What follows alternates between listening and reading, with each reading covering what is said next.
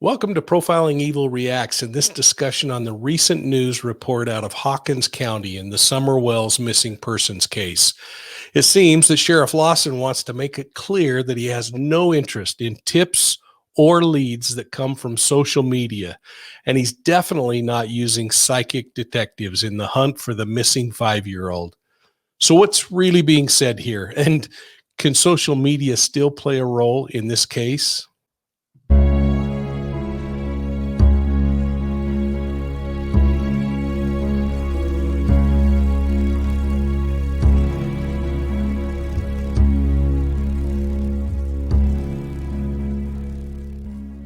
Well, on Sunday, the Hawkins County Sheriff's Office tweeted out that they are not using the assistance of any psychic in the search for Summer Wells. They reminded all of us that we need to forward any tips and leads directly to the Tennessee Bureau of Investigations at 1-800-TBI-FIND and no other location. They concluded this short tweet that read, "Social media posts directed to the Hawkins County Sheriff's Office will not be evaluated." Well, WATE.com/6 reported that they also posted a message on the Facebook page, they being the Sheriff's Office, clarifying that they're not using psychics in the search for Summer. Now, she's been missing since June 15th when police issued an Amber Alert, which still remains active. Let's watch this report from ABC6. New at 4, the Hawkins County Sheriff's Office is clearing up some things when it comes to the search for Summer Wells and social media. Austin Martin is at the WATE.com alert desk for us right now. So, Austin, what are they saying to you? Well, the Sheriff's Office there is the lead agency on the Summer Wells case. They are saying they need to address some rumors, though. Officials took to social media to let the public know, regardless of what they've heard, they are not utilizing psychics for the search for the young girl. They say any social media post directed towards the Sheriff's Office, quote, won't be evaluated. As you'll recall, Summer Wells went missing back on June 15th near her home in Hawkins County. As always, if you have any credible information, you're urged to call the TBI at 1-800-TBI-FIND. Well, the action from the sheriff is not uncommon among law enforcement. In fact, according to my research, most agencies do not seek out psychic detectives to help in their investigations. Many times, the agencies do get compelled to speak with a psychic, though, because of surviving family members and sometimes a little bit of pressure from the media. Now, I personally dealt with psychics during my career. Being completely transparent, I've got to say that they never provided anything of value in my investigations. For me, following their suggestion led to countless hours in rabbit holes that pulled me away from other duties. Now, that said, when there are no other leads, what is lost by talking to them? And please, folks, don't write your favorite psychic detective and tell them that I've issued an indictment on what they do. I have not done that. I'm only sharing my personal experience and what the experts who have conducted studies are saying. In the Wells case, let's watch the examples of what psychics are saying in this News 5 WCYB story.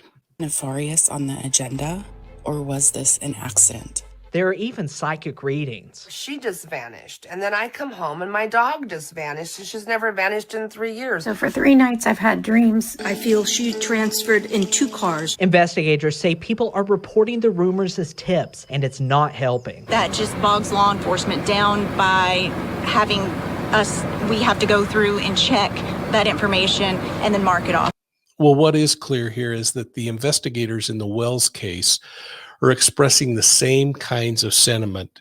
What's more, the Sheriff's Office isn't the only organization that's troubled by the social media that's coming out around the case. Insiders and friends of those intimately involved are also frustrated. Let's watch this segment from 6 ABC News. It has now been 6 weeks since Summer Wells was last seen at her Hawkins County home. And after almost 1,100 tips, still no sign of the missing 5-year-old. Last night, dozens bowed their heads praying for the safe return of Summer. One woman who attended said she felt compelled to do so because she regrets believing rumors circulating on social media regarding the case. It's about Summer Wells. It's about finding that baby. And that's what brought me here. I just don't want to listen to social media no more. It's basically tore me up. The Amber Alert for summer wells issued by the Tennessee Bureau of Investigation remains active. The TBI says they have received just under 1,100 tips in the case, but have yet to get a solid lead on where Summer may be. So earlier in the day, Summer Wells' parents, they appeared in juvenile court. Summer's mother confirmed off camera that her sons are in the custody of the Department of Child Protective Services. She did not want to share why her other children were removed from the home. Summer's father, Don Wells, says the other children are safer now, but did not elaborate. Summer's mom says it is a completely separate situation than Summer's disappearance. Well, in defense of the psychic detectives and the advocates out there, I've also heard stories that suggest that psychics have provided compelling information about cold cases. Again, I have never personally witnessed any of those successes, but I remain open to the possibilities. What is documented and clear, though, is that professional research on the subject has yielded much less favorable outcomes. For instance, the Florida Department of Law Enforcement released their findings titled "The Use of Psychics in Homicide and Missing Persons Investigations." The report states that while some psychic detectives claim success rates in the 90th percentile, law enforcement veterans like 25-year FBI profiler Clint Van Zandt state, I quote, "I never saw a psychic provide anything but information so general it was useless in the case," close quote. Another skeptic, Dr. Michael Shermer, says, quote, "They're just playing the law of numbers. If you make enough statements about enough crimes, inevitably you're going to get something right," close quote. Well, this feeling was backed up by law enforcement agencies like the Los Angeles Police Department, who studied the phenomenon and actually brought 12 psychics together for a test of their abilities. LAPD gathered case information from 4 crimes, 2 that were solved and 2 that were unsolved. Now, physical evidence from each crime was placed in a sealed, numbered envelope and given to each psychic for evaluation. The result by the psychics provided information that mirrored this, and this is from LAPD. Quote, "I get a man. I hear screaming. I'm running upstairs and down. My head. Someone bounces my head on a wall or floor. I see trees. A park. In the city, but green. Did this person live there? What does the number 2 mean? I get a bad, bloody taste in my mouth. The name's John or Joseph or something like that. I'm running on a street like crazy. This is a very serious crime. I can't hold this envelope in my hand," close quote. Well, after reviewing the study, researchers concluded that statistically, that the psychic is no better than chance. After examining the work done by several other major city, state, and federal law enforcement agencies, the Florida Department of Law Enforcement also conducted a poll with agencies within their state. The conclusion was that roughly 6% of the seasoned law enforcement investigators who were polled felt that a psychic detective provided some value in their investigation. Now, on the flip side, nearly 80% of those polled found no value in the psychic detective. The CIA also released a study of 11 police departments in the United States who use psychics, titled "Use of Psychics in Law Enforcement."